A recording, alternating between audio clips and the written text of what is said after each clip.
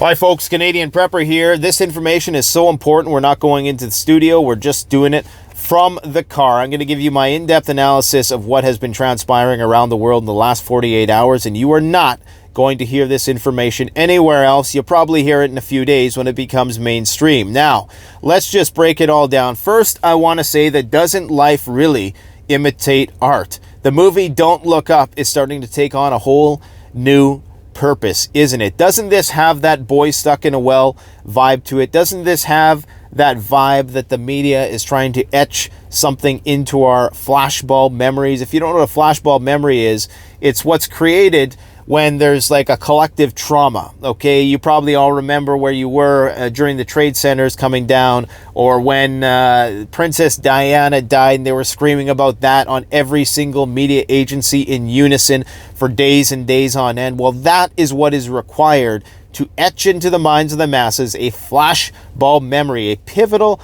moment, a juncture at the breakdown of relations between the Chinese and the Americans. This is going to delineate where the Cold War between China and US officially begins.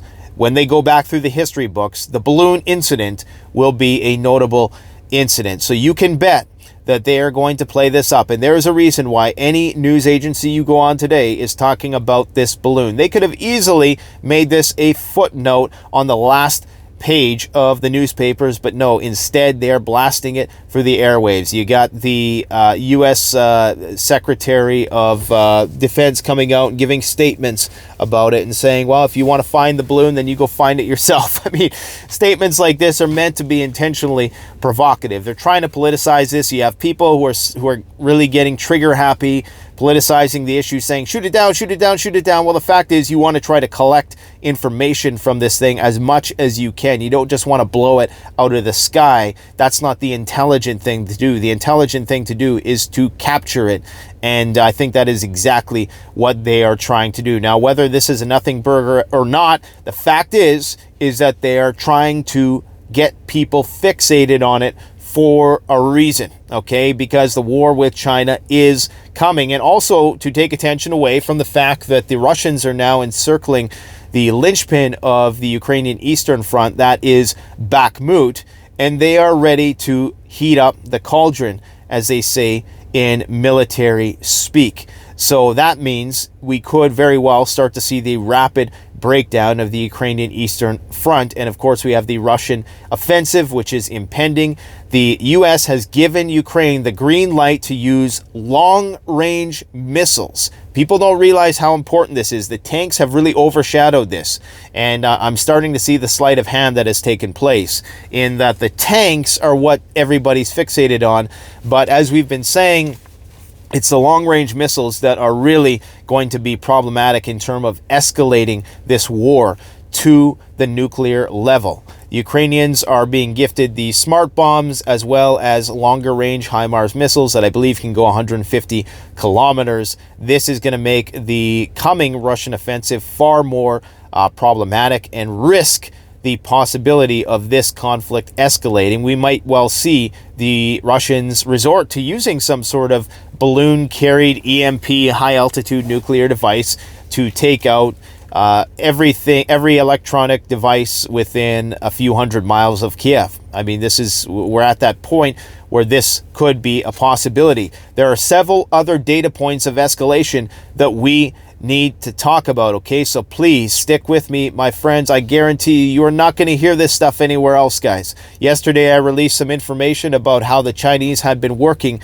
on a balloon project that can carry a 1.2 ton payload, and that this is likely what a lot of the concern is about. I posted a link in that video I did yesterday that talked about how they could potentially be deploying very large weapons, and that is definitely a point of concern. Are the Chinese sending a message? My gut feeling is that this information gathered from this balloon is not that significant, but the Chinese were potentially testing the waters to see how far they could make it in, and potentially, yes, sending a message. If this was a weather balloon that just went awry, went off course, and it was force majeure, as they say, then why did they not notify the American government in anticipation of the Americans finding out about it. So I don't buy that story. It almost appears like they wanted to see how far they could penetrate North American air defense before being detected. Okay, now the tricky part is, however,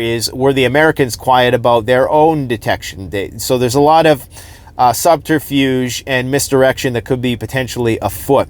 So don't just jump to conclusions and say they got to shoot it down, they got to shoot it down. Don't jump to conclusions. Everybody's a balloon expert all of a sudden. I'm not a balloon expert or an airship expert or whatever you want to call this, but we need to just kind of keep our heads calm and wonder what the other hand is doing. And the other hand is busy in Ukraine right now. The U.S. has this group of former military officers who's planning on sending contractors to Ukraine for the purpose of repairing weapons damage during combat. They're talking about sending 200 contractors, meaning 2,000, okay?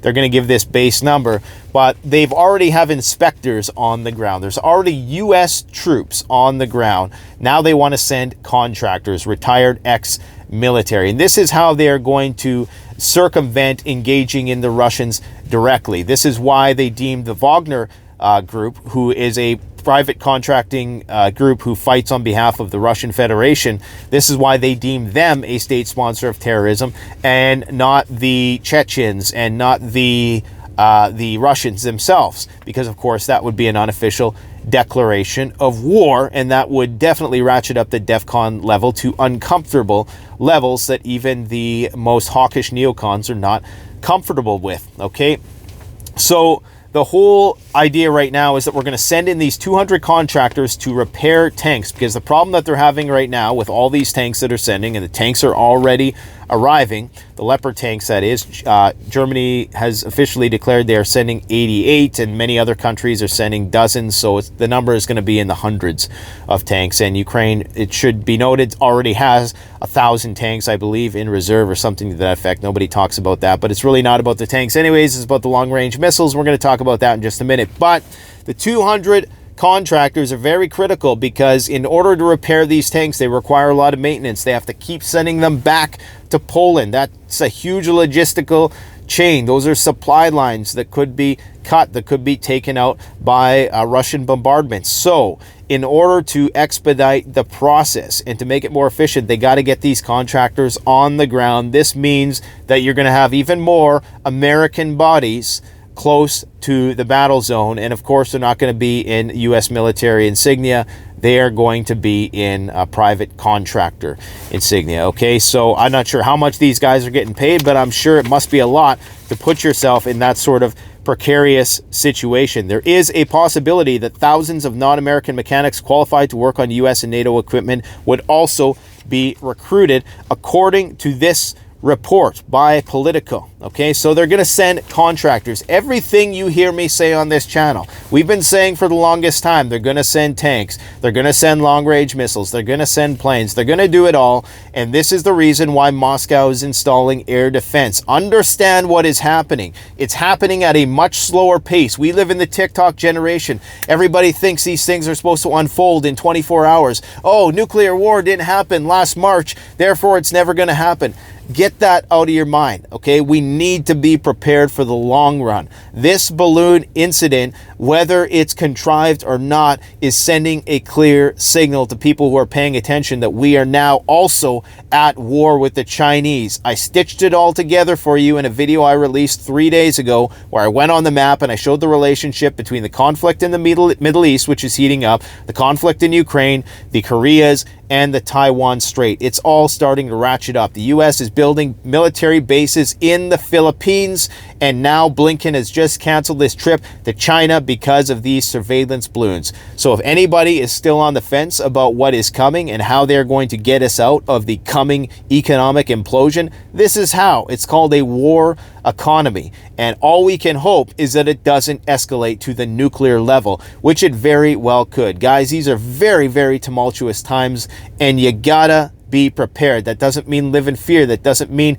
don't enjoy your life. You know what? I spent 45 minutes arguing with GPT about whether or not it was conscious and hiding in the machine last night. Yeah, I mean, you know, I waste time too, but I try to make sure that it's something semi-productive. And I got a video coming out about that because, let's just say, it was an unnerving conversation, to say the least. And the fact is, that's the diluted version of the artificial intelligence that's out there. Google has something which is probably several orders of magnitude more powerful.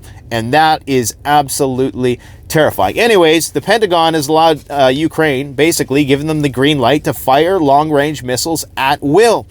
They are still of this belief that they are going to take back Crimea. Russia has blatantly said that if you take Crimea, we will view that as an existential threat and we will use nuclear weapons. Period. Point blank. What they will likely do is detonate a high-altitude EMP weapon. I've heard many people who are very knowledgeable of these issues say that we will not respond with nuclear weapons if Russia uses nuclear weapons in Ukraine, but that NATO will respond in some capacity, which of course has the potential to escalate to a tit-for-tat nuclear escalatory chain. So it is up to the government in Kiev to decide how to use the new rockets for the U.S.-supplied HIMARS launchers, the Pentagon said on Friday. So get ready, guys. There is a reason why right now the Russians are deploying S-300 within 50 kilometers of the Latvian border. The Russians are preparing for war with NATO. I'm not being sensationalist at all. If you think I'm being sensationalist while they're installing air defense on every other building in Moscow, additional air defense, they already have an integrated air defense that surrounds the city and some of the deepest bunkers on Earth. But if you think I'm being alarmist and sensationalist, that's just fine. We'll see what you think about that in the next few months ahead. I just hope that you are still a closet prepper because you don't want to be a burden on your neighbors and your family who are preparing. Unfortunately, there was a story floating around that I, for a minute, thought maybe this is a sign that the tensions are de-escalating a little bit, and maybe this is a prospect for peace. But apparently it's been blasted as a canard by the Kremlin that the U.S. allegedly offered to cede 20% of Ukraine's territory. If you've been keeping up and watching our daily updates, we talked the other day about how supposedly William Burns, the CIA director, had tried to broker a deal with Peskov of the Russians, their counterpart, in order to give the Russians 20% of the territory if they would sign some sort of peace agreement. Basically, the territory they have captured would be kept, and they claim that the Russians rejected the offer, as did the Ukrainians. Of course, the Ukrainians are never going to accept that offer. But now the Russians are basically saying that that was patently false. According to Dmitry Peskov, the alleged U.S. plan involving territorial concessions from Ukraine in exchange for peace are just plain false, never happened. So that's unfortunate.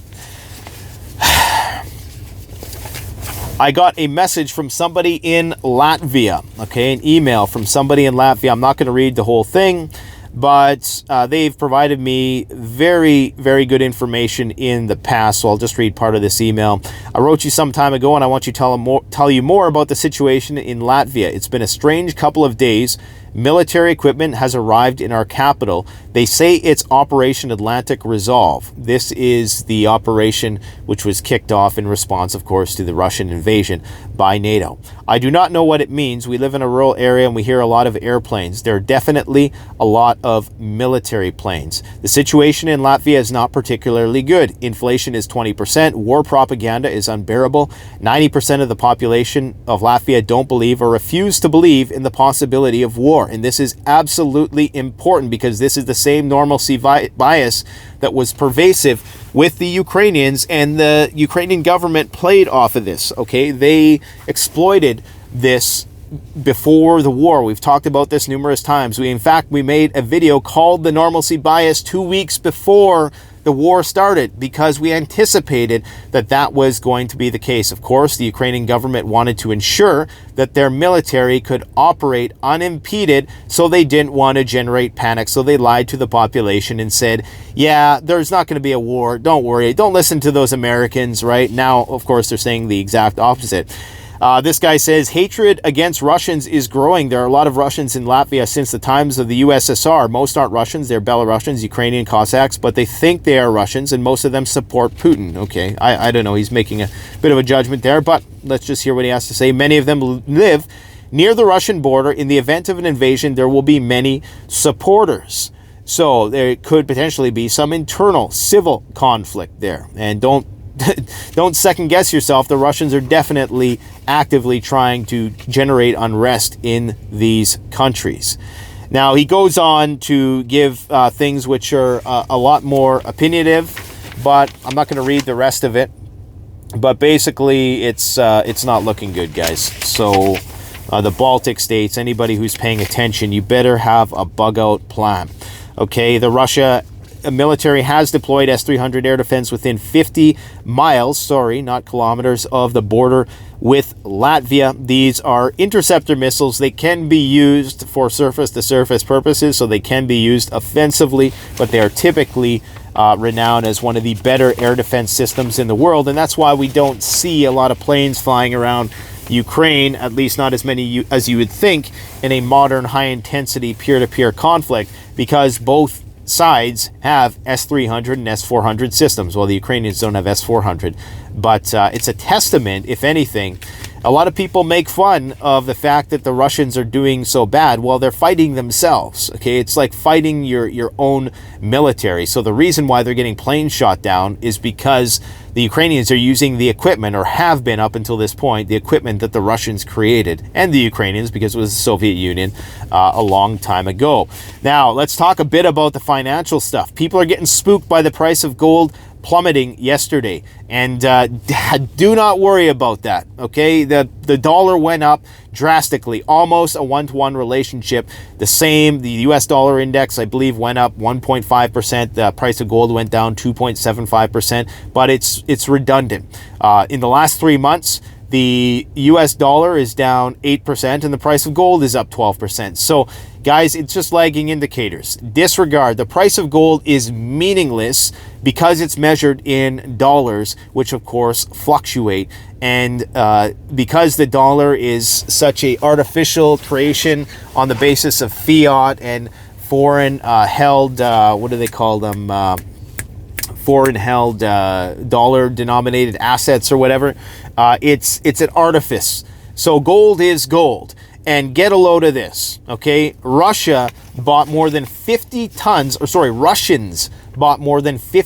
of gold in 22. The average is 6 to 7 tons. That's just Russians. That's not the Russian government. That's not the central banks, who are at a 55-year record high buying spree for gold. So just see it as a buying opportunity. Whenever that price of gold dips, it's a buying opportunity because the dollars that you already have in the bank have increased in value relative to other currencies in the world and how the whole phony baloney system works. So that's a time to capitalize. And we should probably do a video about storing precious metals at some point. I don't store any precious metals at my home.